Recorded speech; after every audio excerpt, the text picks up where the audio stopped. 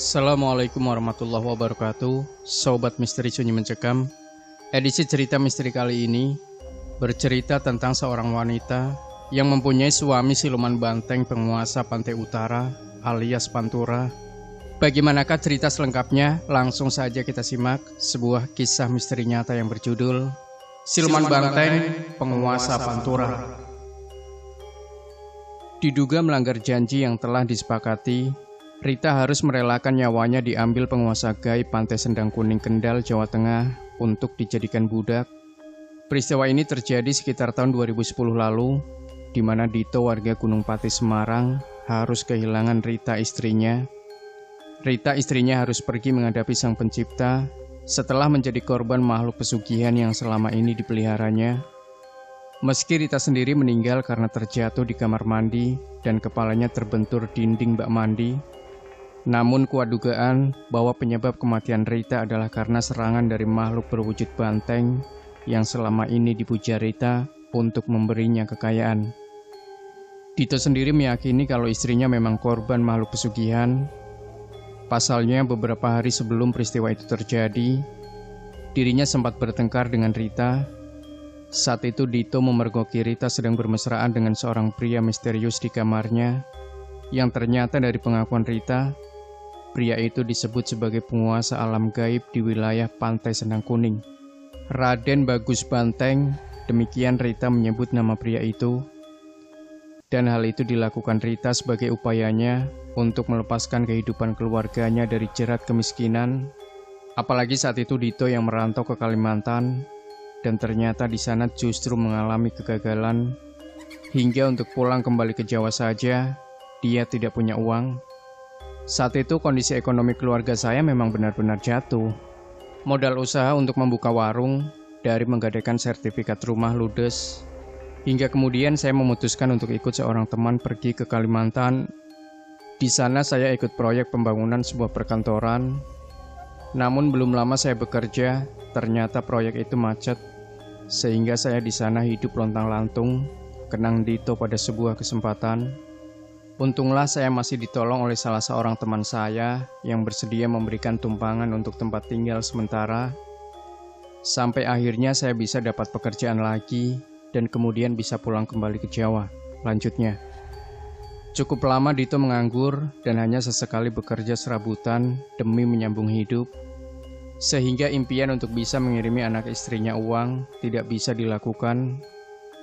Karena biaya hidup yang tinggi di Kalimantan memang menuntutnya untuk mengeluarkan banyak biaya hanya demi memenuhi kebutuhan hidupnya sehari-hari.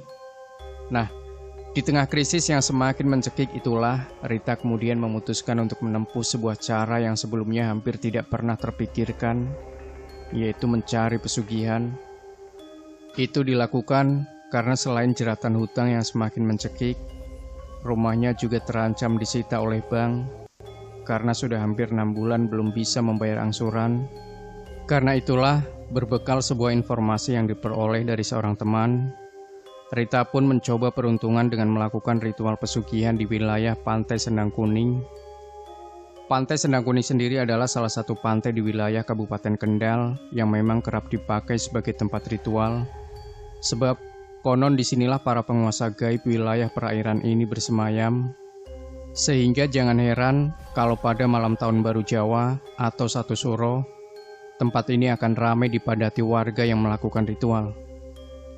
Dari pengakuannya, istri saya saat itu sebenarnya cuma mau coba-coba saja. Sebab katanya ada seorang temannya yang berhasil hingga kemudian menjadi orang kaya. Karena itulah dia ke sana juga diantar oleh temannya itu. Ungkap Dito yang enggan menjelaskan identitas teman istrinya itu.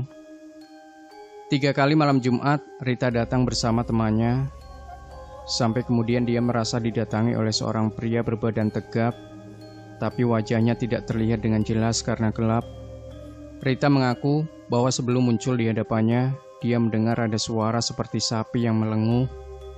Suara itu keras sekali, sampai membuat Rita kaget dan hendak beranjak dari tempat duduknya. Dan bersamaan dengan kepulan asap dupa yang semakin tebal, muncullah sosok pria misterius itu. Dia kemudian mengatakan akan membantu Rita untuk memenuhi segala keinginannya. Namun demikian, dia memiliki satu syarat wajib yang harus dipenuhi oleh Rita, yaitu dia meminta Rita menjadi istrinya yang akan didatangi pada tiap malam bulan purnama. Meski sempat ragu untuk menjawab, namun Rita akhirnya menerima syarat itu, sebab sebelumnya dia sudah tahu mengenai syarat tersebut dari teman yang mengantarnya. Rita sendiri memutuskan untuk menempuh cara ini karena dalam pikirannya masih lebih baik daripada dia menjadi pelacur. Dengan menjadi istri sesosok makhluk siluman, orang tidak akan tahu apa yang dilakukannya. Selain itu, dia pun hanya akan menjalaninya sebulan sekali, dan berbeda dengan bila dia menjadi seorang pelacur yang tentu akan banyak diketahui orang, karena tiap saat dirinya harus menyerahkan kehormatannya pada pria hidung belang yang membayarnya. Persyaratan telah disetujui dan perubahan mulai dirasakan oleh Rita dalam hidupnya. Usaha kecil-kecilan dengan berjualan jajanan anak-anak di sebuah sekolahan di dekat rumahnya maju pesat. Hingga kemudian dia mulai mengembangkan pada usaha yang lebih besar. Bahkan saat hampir 1 bulan dia bertemu dengan penguasa Pantai Sendang Kuning. Rita sudah berhasil mengontrak sebuah toko di dekat sekolahan, di mana dia selama ini berjualan. Dan malam bulan purnama pertama pun tiba. Seperti perjanjian yang disepakati, Rita pun harus mempersiapkan diri untuk memenuhi janjinya. Berbagai ubur rampe disiapkan di dalam kamarnya, kemenyan, minyak wangi, serta bunga setaman disediakan di sudut kamarnya. Sampai kemudian, saat hari menjelang larut malam, tiba-tiba dia merasakan ada hembusan angin yang cukup kencang. Hembusan angin dengan aroma seperti angin laut itu pun kemudian berhenti bersamaan dengan terdengarnya suara lenguhan sapi. Di belakang Rita yang tengah duduk bersimpuh di depan sesaji, telah berdiri seorang pria berbadan tegap dan berwajah tampan. Namun anehnya, di atas kepala pria itu terdapat sepasang tanduk seperti seekor banteng. Pria itu kemudian mengatakan bahwa dirinya lah yang ditemui Rita di Pantai Sendang Kuning dan kini datang untuk menagih janji Rita. Meski ada rasa takut dan ragu di hatinya, namun Rita kemudian memenuhi janjinya. Keduanya pun lantas bermesraan memadu kasih hingga semalaman. Bahkan meski sudah lama tidak melakukan hubungan badan karena ditinggal pergi Dito ke Kalimantan, Rita seperti kewalahan saat melayani nafsu makhluk siluman itu. Karena tiap kali selesai orgasme, sesaat kemudian dia pasti minta dilayani lagi, hingga Rita tak tahu berapa kali dia melakukannya dengan makhluk itu. Begitu besarnya nafsu birahi makhluk siluman itu memang membuat Rita sangat kelelahan dan tertidur pulas. Bahkan dia tidak menyadari kepergian makhluk siluman yang semalam menidurinya. Karena begitu bangun, ternyata hari sudah terang. Suami gaib Rita memang telah memberinya pengalaman tersendiri dalam hubungan seksual, sehingga apa yang dialaminya pada malam itu benar-benar sangat membekas dalam pikirannya. Dan meski sempat menangis karena sedih harus mengkhianati Dito suaminya, namun baginya saat ini tidak ada pilihan yang lebih baik. Pilihan menjalin hubungan dengan siluman banteng penguasa Pantai Sendang Kuning bisa jadi tepat, sebab perubahan ekonomi yang semakin drastis terus dialami oleh Rita. Hingga 3 bulan berlalu, kini dia sudah bisa membeli toko yang sebelumnya dikontrak. Kebetulan saat itu si pemilik sedang butuh uang untuk tambahan naik haji, sehingga terpaksa menjual salah satu toko miliknya. Apalagi sebelum dikontrak Rita, toko itu nyaris selalu sepi dari pembeli, sehingga akhirnya diputuskan untuk dijual dan langsung dibeli Rita. Meski kecil, bagi Rita toko itu sudah cukup untuk memberinya kucuran dana segar, sebab meski hanya berdagang peralatan sekolah serta pulsa, namun toko itu seperti tak pernah sepi dari pembeli. Tiap minggu setidaknya Rita harus kulakan untuk mengisi etalase tokonya yang habis terjual. Belum lagi pulsanya. Setidaknya dalam 1 minggu, dia juga harus mengisi deposit hingga 1 juta rupiah. Sebuah angka yang cukup besar untuk sebuah konter pulsa kecil-kecilan di sebuah desa. Dana segar memang terus didapatkan Rita dari usahanya. Tak hanya hutang-hutang yang selama ini dipakai untuk menutupi kebutuhan sehari-hari yang dilunasinya, tunggakan angsuran rumah juga dibayar semua. Bahkan beberapa bulan kemudian, dia bisa melunasi seluruh pinjaman yang dimilikinya di bank, sehingga sertifikat rumahnya bisa diambil lagi. Dan di saat perekonomiannya semakin meningkat, masalah kemudian muncul bersamaan dengan kepulangan Dito. Sebab kedatangan Dito akhirnya menghancurkan jalinan hubungan terlarang antara Rita dengan siluman banteng, penguasa Pantai Sendang Kuning. Semua terjadi karena kepulangan Dito kebetulan bertepatan dengan menjelang malam bulan purnama. Sehingga saat pulang, di rumahnya Rita tengah mempersiapkan ritual persetubuhan dengan suami gaibnya. Dan saat ditanya, Rita tidak mau menjelaskan. Rita yang merasa posisinya tengah berada di atas karena sudah kaya, seperti tak mau peduli dengan keberadaan Dito. Apalagi kepulangan Dito kali ini juga bukan sebagai orang yang sukses. Dito memutuskan pulang ke Jawa karena dia gagal mengadu nasib di Kalimantan. Pertengkaran sempat terjadi di antara mereka, sehingga Dito memilih keluar rumah untuk sekedar menenangkan hati dan pikiran. Dan saat menjelang malam, Dito memutuskan kembali ke rumah dengan harapan Rita istrinya sudah tidak lagi marah. Namun saat masuk ke halaman rumah, dia dikejutkan dengan suara aneh dari arah kamar tidurnya. Selain suara desahan, dari dalam kamar itu juga terdengar seperti ada suara lenguhan sapi. Karena itulah kemudian dia mencoba mendekat dan mengintip lewat sebuah lubang di dekat jendela. Meski remang-remang, saya sempat melihat kalau istri saya sedang berhubungan badan dengan sosok yang tubuhnya sangat besar. Dan yang mengejutkan, kepala makhluk itu sepintas terlihat seperti kepala sapi atau mungkin juga banteng, papar Dito. Karena itulah, saya langsung mengendap-endap masuk lewat pintu depan yang kebetulan tidak dikunci. Lalu saat tepat berada di depan kamar, pintu itu langsung saya dobrak. Tapi anehnya, di dalam saya hanya mendapati istri saya telanjang, sedangkan pria misterius itu tidak ada. Padahal sebelum saya dobrak, suaranya masih jelas, sambungnya. Kontan saja apa yang dilakukan Dito membuat Rita kaget bukan kepalang. Dia langsung bergegas meraih kain sarung yang terlipat di tepi ranjang untuk menutupi tubuhnya. Dan sambil tertunduk malu, perempuan ini menangis. Dito yang segera sadar bahwa istrinya tengah melakukan sebuah ritual sesat, tak mampu lagi menahan emosinya.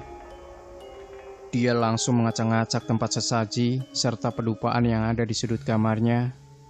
Umpatan dan makian pun terlontar ke arah Rita yang hanya duduk di ujung ruangan sambil berselimut kain sarung. Tak ada sepatah kata pun yang terucap dari mulut Rita. Dia hanya tertunduk sambil terus menangis. Hingga Dito kemudian memutuskan untuk pergi meninggalkan rumah. Di luar, Dito menyaksikan beberapa tetangganya tampak keluar rumah. Dan meski jarak antara rumah Dito dengan rumah tetangganya agak berjauhan, karena terpisah kebun singkong, namun teriakan makian Dito kepada Rita agaknya cukup mampu memancing para tetangganya untuk keluar rumah guna mengetahui apa yang terjadi. Karena itulah, suara bisik-bisik di antara mereka sayup-sayup terdengar saat Dito melintas. Namun, pria yang sedang hancur hati dan pikirannya ini seolah tak mau tahu dengan apa yang dibicarakan para tetangganya. Dia terus saja berlalu menyusuri jalanan desa, meninggalkan rumahnya. Dan saat Dito pergi, Raden Bagus Banteng, siluman penguasa Pantai Sendang Kuning, kembali muncul di dalam kamar Rita. Makhluk itu tampak marah melihat sesaji yang dipersembahkan untuk dirinya diacak-acak, dan kemarahannya semakin memuncak manakala Rita tidak mau lagi diajak berhubungan badan. Karena itulah dia lantas mengancam akan mengambil nyawa Rita sebagai ganti seluruh harta yang sudah diberikannya selama ini. Mendengar itu Rita hanya pasrah, dan usai mandi dan kembali berpakaian, dia pun mencoba tidur. Namun meski sudah lelah dan matanya mengantuk, dia merasa susah tidur.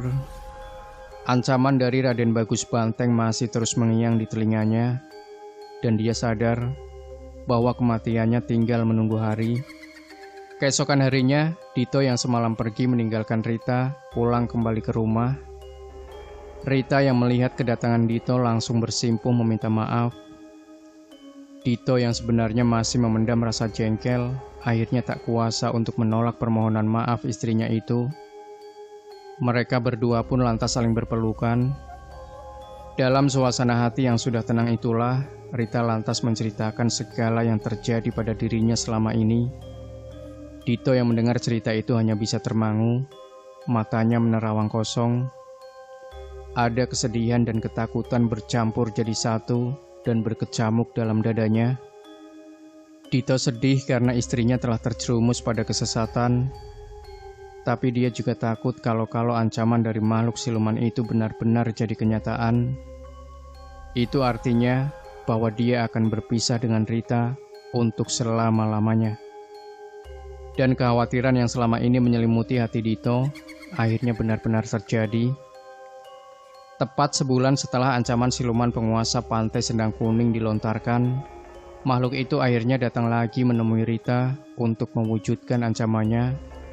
Tepat menjelang senja, malam bulan purnama, tiba-tiba terdengar teriakan dari dalam kamar mandi. Hal itu membuat Dito langsung bergegas menuju ke sumber suara itu. Begitu mendobrak pintu, ternyata di dalam kamar mandi didapati Rita sudah tak sadarkan diri dengan kepala bersimbah darah. Kepala perempuan ini sepertinya terbentur sudut bak mandi hingga terluka cukup parah. Di saat Dito menduga bahwa apa yang dialami Rita adalah kecelakaan, tiba-tiba telinganya menangkap ada suara sapi melenguh, disertai hembusan angin kencang menerpa wajahnya. Kontan saja hal itu langsung mengingatkan dirinya pada ancaman Raden Bagus Banteng seperti yang diceritakan Rita padanya. Saat itu tubuh saya langsung lemas, saya pun berteriak minta tolong. Hingga beberapa saat kemudian, para tetangga datang ke rumah saya, tapi nyawa istri saya tidak tertolong. Makhluk itu benar-benar telah mengambil jiwa istri saya untuk dijadikan budaknya. Kenang Dito dengan nada berat, seperti menahan sebuah kesedihan yang teramat sangat. Kini, Dito pun harus hidup sendirian bersama anak semata wayangnya, yang selama ini lebih sering dititipkan ke rumah mertuanya. Demi menutupi kebutuhan hidupnya sehari-hari, Dito melanjutkan usaha Rita berjualan alat perlengkapan sekolah, serta pulsa di dekat sebuah SD di desanya. Dan meski hasilnya tak sebesar saat dijalankan Rita, baginya cukup untuk sekedar menyambung hidup, sembari membiayai sekolah anaknya. Kalau pas sedang bulan purnama seperti ini, kadang saya masih teringat dengan istri saya. Bahkan tak jarang bayangannya seolah muncul di hadapan saya. Dan kala ingat hal itu, rasanya sedih sekali. Makanya kadang saya juga menyesal, kenapa dulu harus merantau ke Kalimantan, sehingga istri saya jadi sesat. Tapi mungkin semua sudah takdir dan telah digariskan oleh Yang Maha Kuasa bahwa jalan hidup kami akan seperti ini. Makanya, ya sudahlah, semua saya terima dengan ikhlas, pungkasnya. Demikian Sobat Misteri Sunyi Mencekam, jangan lupa berikan komentar Anda, like, share video ini, subscribe channel Sunyi Mencekam, dan kembali nantikan cerita-cerita misteri terbaru dari kami. Wassalamualaikum warahmatullahi wabarakatuh.